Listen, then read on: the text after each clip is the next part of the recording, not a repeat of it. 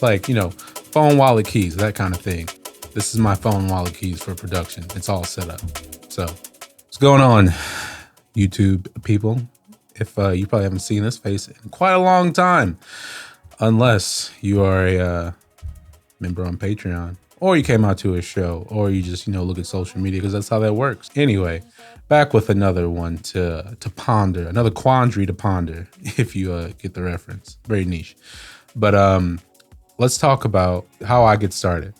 So got a lot of questions, and it pops up in like when I'm doing one-to-ones and stuff about how do I start tunes, and like how do I, you know, get my idea from here into there, you know? And if you're not used to, you know, just the practice of kind of doing it over and over and developing routines, like it seems kind of like what do I do, you know? So that's a couple things I want to talk about. First little bullet point or whatever is going to be having a template set up. And I don't mean like a big, you know, convoluted, like here's like, you know, sections and arrangements and every single plugin and presets, like nothing. We're talking about just maintenance, just, you know, path to least resistance. I want to sit down, get an idea out. Second thing I'll talk about is kind of managing the things you create and how you can go about keeping that in kind of an organized way. That way, when you want like a break, for example, you don't have to go remake the whole thing or dig through a sample pack, but you know, oh, it's right there in that folder. Let me grab it real quick. So I'm gonna talk about a couple of those things because it saves a lot of time. And if you can cut down the amount of time that it takes to, you know, transmit your ideas from your brain to the DAW, then, you know, it's one less thing to think about. It keeps the good energy flowing, the creativeness. You know, when you have that moment and you're ready to go and something gets in the way and you lose it, it's like the worst feeling ever, you know? So I just want to talk about in this video. If that interests you, keep watching. If it doesn't, we'll wait till the next one. So every time I open up my DAW, Studio One, for the questions people keep asking, like one of 4 people that use it, shout out. I see this. This is what opens every time.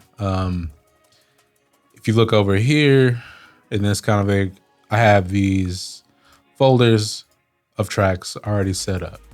Okay.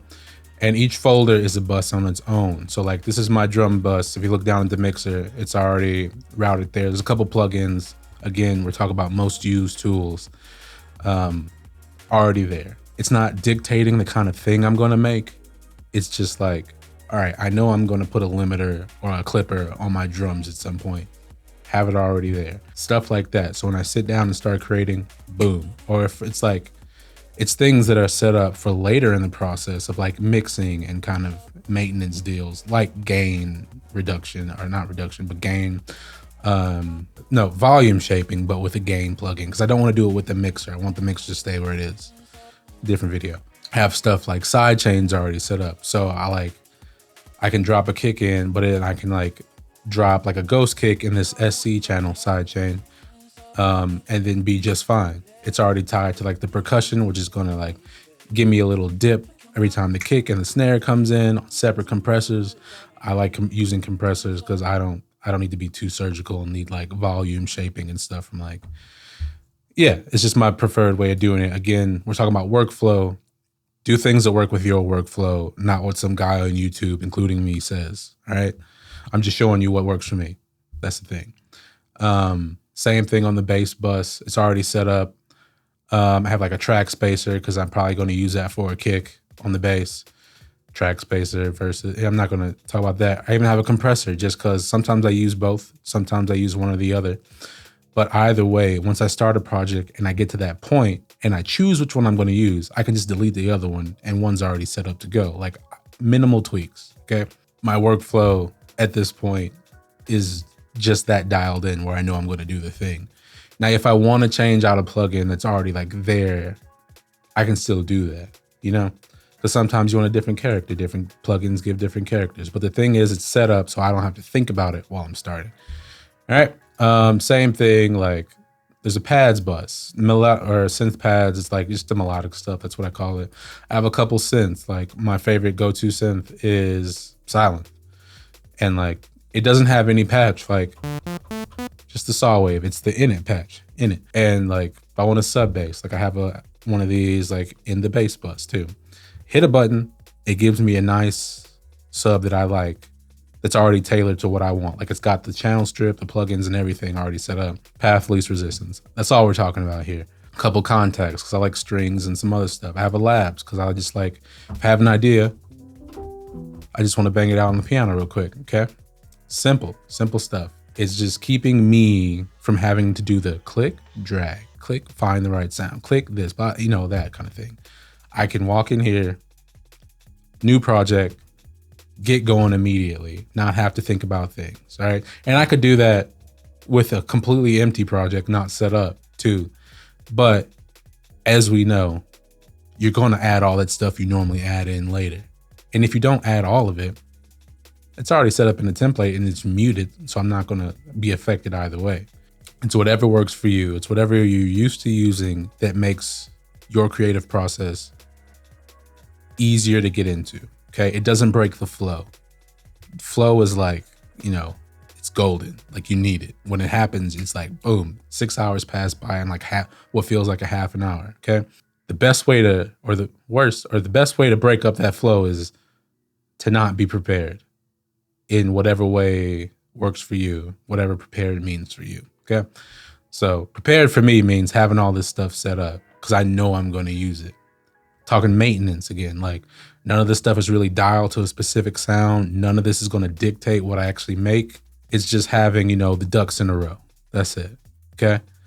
I hope that like idiom translates. Idiom, is that saying whatever? Yeah, even like on the master, like I have a little filter. So like if I want to do like a little DJ fade to like take out the low frequencies, I can automate that. It's already set up.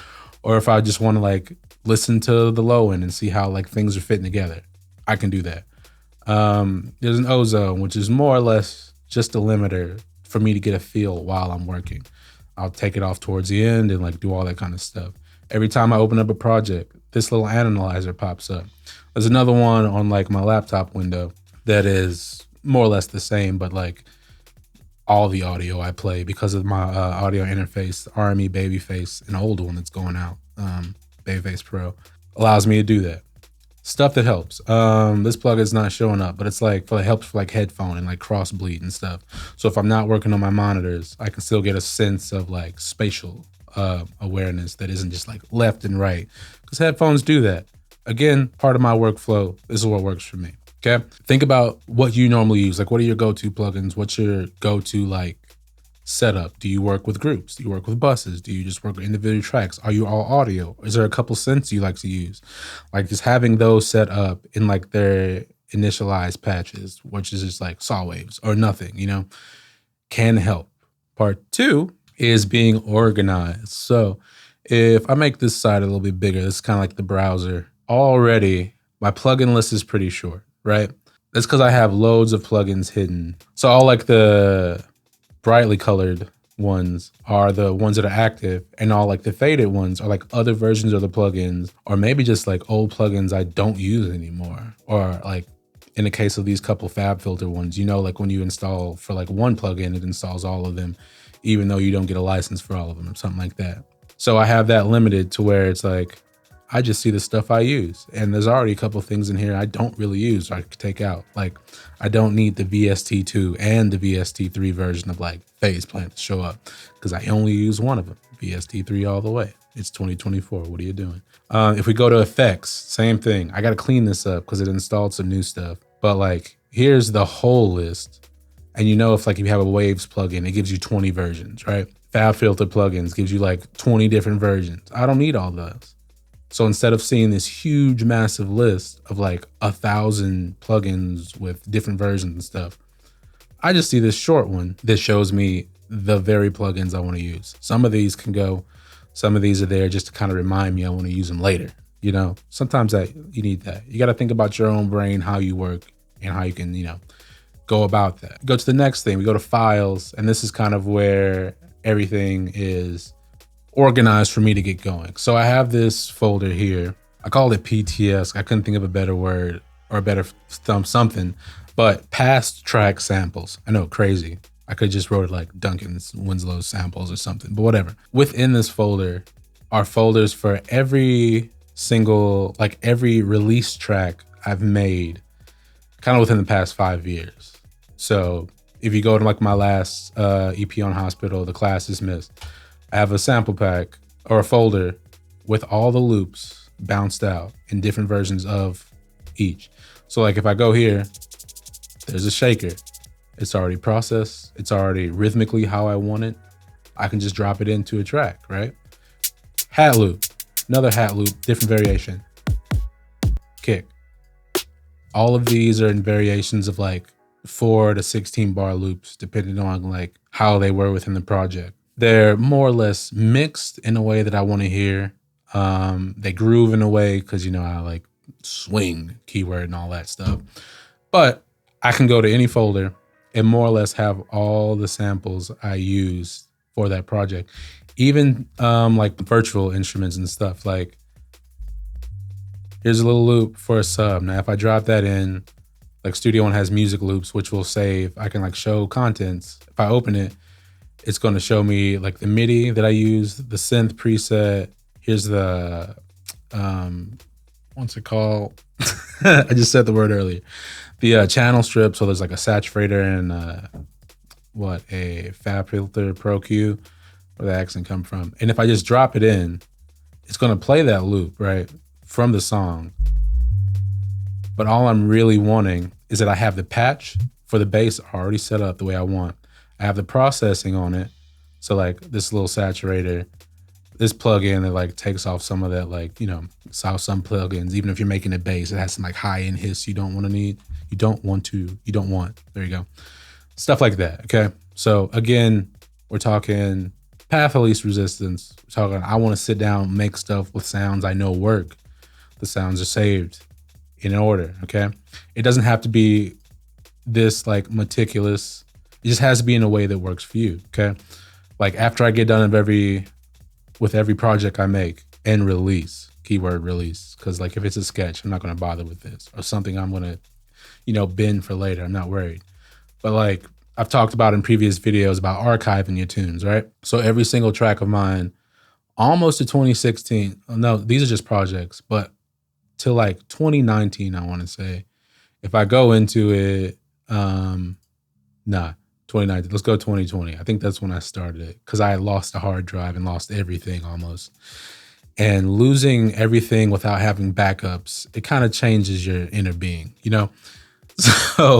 So like if I go to this breaking news folder, it has every single project, the full project file, the versions of the projects, because there's a couple different ones. But if I go to stems, then I have 3 folders. One's for all the sends that are bounced out, reverbs, delays, stuff like that. Stems, which are basically anything that comes through a bus. Remember, stems and tracks are different. So I have like bass, drums, all that. Then I have tracks, which is every single like individual thing bounced out in the audio. You don't have to be this way, but I know like if I want to come back and like maybe update the mix down of a tune to make like a VIP or a new version or whatever, or somebody wants to remix it down the line, I have this set up to where it's like, oh, you want to remix this? Just send them a Dropbox link to the stems. But aside from that, it's organized to where all the sounds I know work, that I was satisfied with enough to make a tune out of them and release it to the public, which means at some point I was okay with that, how they sounded. And if I was okay with how they sounded once, I'll probably be okay with how they sound again and again. So I have them like stemmed out in the audio and like full stems, and then I make short loops that I showed you in the other folder. And every time I sit down, I know if I want a specific shaker, it's right there. If I want a specific kick, it's right there. If I want a specific bass sound or a pad sound within a synth, it's right there. Path to least resistance. That's all I'm saying. Now, like, you go, oh yeah, so you're just reusing the same sounds. It's like, again, we're talking about placeholders. We're talking about things to get you in the groove, and like not break up the flow, okay? I might toss in like an obvious amen or like a think break and then right around that. But what happens later on is usually I toss that little placeholder break out, or I make a version of it that's less, you know, present, and use it as like a percussion layer or like something, you know, to give a bit of extra texture. Because like, just be honest, if we've been working with stuff for long enough, you get used to how that sounds and you don't want to change it. These two things, just these two things are, am I a pirate? Anyway, are just these two things of like having like a template set up to have your tools in place, you know, and the folders of having like your most used tools like organized, but not necessarily within the project. That will help you lessen the resistance from the getting the idea here to there. But it's only going to work in a way that works for you, you know? So like if you don't do any of this, but like you like starting from scratch, empty project every time, go for it, you know? Maybe have an analyzer, a limiter or something, you know, something you don't have to think about later on. Maybe, I don't know, you like using the same kick as a placeholder or something, or just you like using it anyway because, well, who cares? Like, it's a kick drum. You don't need to have a new one for every single song. That's a different video a while back. Use a search bar. Whatever helps you stay in that creative zone, in that flow, and doesn't break it is going to be useful, okay? So think about what helps you push on and set that up for yourself. Set yourself up for success. I tell my students every day, you need your music, you need a pencil, you need your folder with your other music that isn't just your book, you need your instrument and all the parts that go with it. You'd be surprised how many times they forget it. But the point is, once you have all that together, it becomes second nature. It's like, you know, phone, wallet, keys, that kind of thing. This is my phone, wallet, keys for production. It's all set up. So that's all I got to yap about today. Hopefully you gained something. It wasn't a lot to listen to. It wasn't a lot to be like, ooh, that's cool, he made this. But it's like, this boring stuff is how the fun stuff gets made, you know? And I'm weird. It's not really boring to me. I like setting all this up. That's why I redo it kind of every year. I need to redo it for this year. If you found this beneficial and you want to throw some support my way, the link down below in the description, there's Patreon. It's always there. A couple different tiers, a couple different things you'll get. I am pretty consistent with uploading these kind of things. Like, they'll make it to YouTube, they might not. It's a lot of stuff like that. And you get a peek into what I've been up to, what I'm going to be up to. The scary A word has been mentioned to me, and I am going to be starting on that soon. And the only way to know what's going on is through Patreon, because that one's staying under wraps. So if you know what the A word is I'm talking about, and I'm not talking about the battle rapper who's from the same city I am or lives in the same city I live in, shout out. Yeah, it's been a good time for creativity. That's why I haven't made anything, because the music comes first and then the content comes afterwards. Anyway, later.